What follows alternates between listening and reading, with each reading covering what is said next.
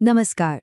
चलिए आज भारत के भूगोल की एक ऐसी यात्रा पर चलते हैं जहां हम ये समझेंगे कि कैसे इस देश की जमीन, इसके पहाड़ और इसकी नदियां इसकी पहचान को गढ़ती हैं।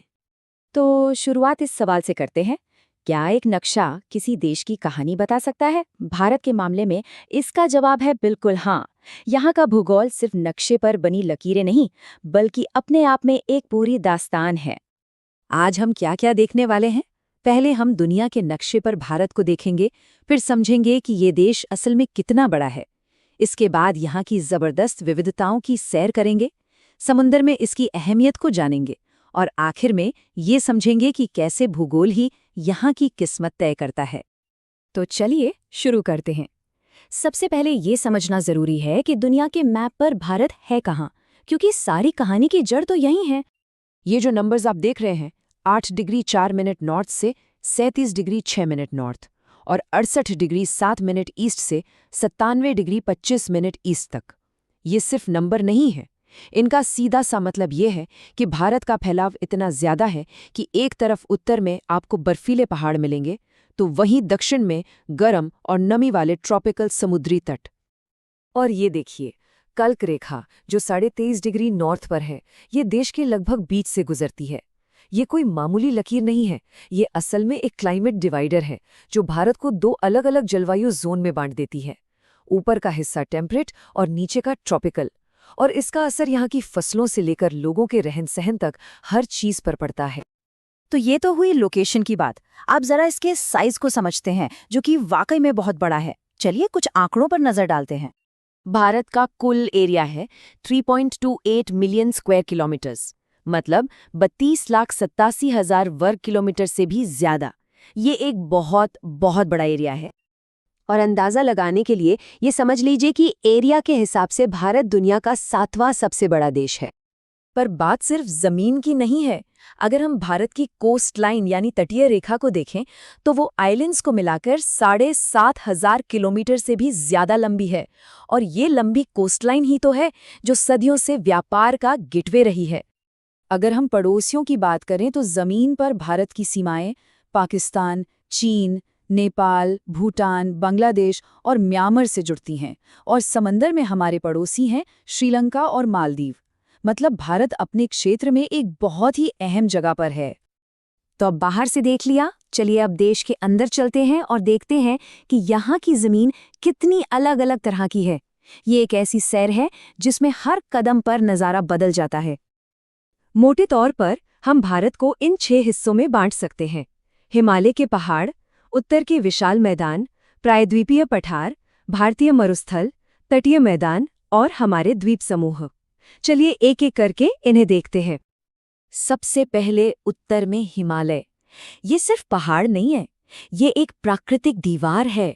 दुनिया की सबसे ऊंची चोटियों वाला एक ऐसा किला जो हमें मध्य एशिया की बर्फीली हवाओं से बचाता है और मॉनसून को भी यहीं रोककर बारिश करवाता है। हिमालय के ठीक नीचे आते हैं उत्तर भारत के मैदान। सिंधु, गंगा और ब्रह्मपुत्र, इन बड़ी नदियों ने करोड़ों साल में यहाँ इतनी उपजाऊ मिट्टी जमा की है कि ये इलाका दुनिया के सबसे फर्टाइल इलाकों में से एक है। इसे भारत में सभ्यता का पालना कहना बिल्कुल गलत नहीं होगा। अब चलते हैं भारत के सबसे पुराने और स्थिर हिस्से की ओर, प्रायद्वीपीय पठार। ये वो इलाका है जो खनिजों से भरा पड़ा है। लोहा, कोयला, मैंगनीज, सब कुछ यहीं है। आप इसे भारत का जियोलॉजिकल और इंडस्ट्रियल हार्ट भी कह सकते हैं। और फिर एक बिल्कुल अलग तस्वीर दिखती है पश्चिम में, जहां फैला है विशाल सूखा थार मरुस्थल।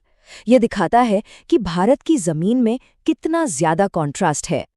और आखिर में आते हैं हमारे कोस्टल प्लेन्स और आइलैंड्स। एक तरफ ये कोस्ट हैं जो सदियों से समंदर के रास्ते दुनिया से जुड़ने का दरवाजा रहे हैं, तो दूसरी तरफ अंडमान निकोबार और लक्षद्वीप जैसे आइलैंड्स हैं जिनकी अपनी एक अलग दुनिया है, अपना एक यूनिक इकोसिस्टम है। अच्छा, अब तक हमने जमीन की बात की, पर भारत की कहानी समंदर के बिना अधूरी है। तो चलिए अब हिंद महासागर में इसकी अहमियत को समझते हैं। हिंद महासागर में भारत की लोकेशन एकदम बीचों बीच है, सिर पर ताज की तरह। इसका सीधा सा मतलब है कि जो भी बड़े समुद्री व्यापार के रास्ते पूर्व और पश्चिम को जोड़ते हैं वो भारत के पास से गुजरते हैं। और इस महासागर का नाम भारत के नाम पर होना ये कोई इत्तेफाक नहीं, ये इसकी स्ट्रैटेजिक सच्चाई है। तो हमने जमीन देख ली, समंदर देख लिया, लेकिन इन सब का मतलब क्या है? आखिर ये भूगोल यहाँ के लोगों पर, यहाँ की संस्कृति पर कैसे असर डालता है? चलिए अब इस सबसे जरूरी सवाल पर आते हैं। ये एक लाइन देखिए, पूर्वी और पश्चिमी एशिया के बीच एक पुल। ये लाइन भारत की कहानी को बहुत अच्छे से बताती है। भारत सिर्फ एक देश नहीं बल्कि हमेशा से एक कल्चरल जंक्शन भी रहा है। तो ये सब आपस में कैसे जुड़ा है? देखिए, जहाँ ऊंचे पहाड़ हैं, विशाल मैदान हैं, लंबे समुद्री तट हैं, तो जाहिर है वहाँ मौसम भी अलग अलग होंगे, खेती के तरीके भी अलग होंगे, और इसी फिजिकल डाइवर्सिटी से जन्म लेती है हमारी कल्चरल डाइवर्सिटी। अलग अलग भाषाएं, अलग अलग समुदाय, अलग अलग धर्म, सब एक साथ। तो कुल मिलाकर बात यह है कि भारत का भूगोल सिर्फ एक बैकग्राउंड नहीं है जिस पर इसकी कहानी लिखी गई हो। नहीं, ये भूगोल ही तो वो बुनियाद है जिस पर भारत की इतनी विविध पहचान टिकी हुई है। यहाँ की जमीन और लोग एक दूसरे से गहराई से जुड़े हुए हैं। तो जाते जाते एक सवाल, अगर भूगोल संस्कृति को बनाता है तो क्या संस्कृति भी भूगोल को बदल सकती है? जरा सोचिएगा इस बारे में।